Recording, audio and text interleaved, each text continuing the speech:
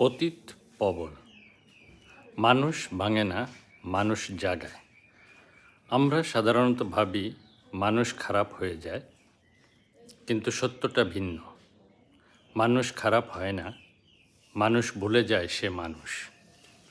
যখন বিবেক ঘুমিয়ে পড়ে, যখন লোক চোখের সামনে পর্দা টানে, যখন অহংকার নিজের ছায়াকেও শত্রু বানায়, তখনই শুরু হয় পতন।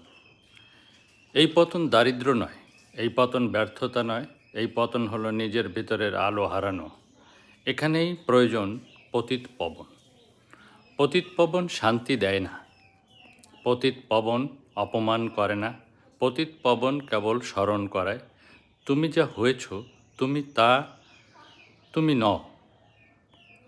কখনো খেয়াল করেছেন একজন কঠিন মানুষ হঠাৎ নরম হয়ে যায়, অপরাধী হঠাৎ কাঁদে, অহংকারী মাথা নিচু করে, পথভ্রষ্ট ফিরে আসে।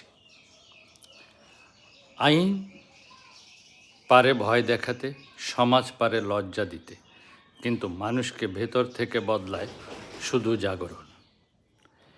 এই জাগরণই পতিত পবন। বাঙালিয়ানা দৃষ্টিতে মানুষের ভেতর আলো কখনো নিভে না, শুধু ধুলো জমে যায়, ভয়, লোভ, ক্রোধ, প্রতিশোধের ধুলো।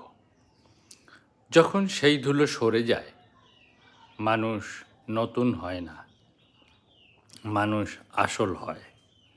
তাই পতিত পবন মানে ক্ষমা নয়, পতিত পবন মানে সুযোগ নয়, পতিত পবন মানে নিজের সামনে দাঁড়াতে বাধ্য হওয়া। যে সমাজ মানুষকে কেবল শাস্তি দেয়, সেখানে অপরাধ কমে না, অভিনয় বাড়ে। আর যে সমাজ মানুষকে জাগায়, সেখানে আইন কম লাগে, বিবেক বেশি কাজ করে। মনে রাখুন, মানুষকে ছোট করলে সে লুকায়, মানুষকে স্মরণ করলে সে বদলায়। শেষ কথা, পাপ মানুষকে দূরে নিয়ে যায়, কিন্তু পতিত পবন তাকে নিজের কাছেই ফিরিয়ে আনে।